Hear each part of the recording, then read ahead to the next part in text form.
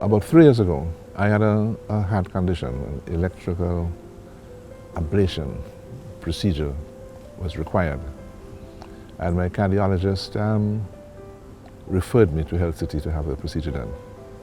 I thought to myself that this was really a first-class, world-class hospital, and I've been around the world, and I was highly impressed. I played a lot of sport, and after sport I would have pain in the knees. The problem was that my thigh bone was coming down to my shin bone at an angle, and so the inner part of the bones were rubbing against each other and had completely eroded the cartilage between them. So my intense pain was due to the fact that the bone is rubbing on bone. I think I have been the beneficiary of a bit of a miracle. The surgery on my left knee took place 6 weeks ago. The surgery on my right knee took place 5 weeks ago.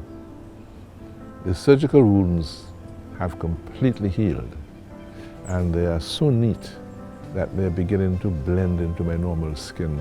The physiotherapist came in to me and said, "Good morning, how are you feeling this morning?" "Well, it's time for you to get up and walk." So I started the process of getting up, moving around the day after surgery, and the physiotherapy progressed very logically and rapidly.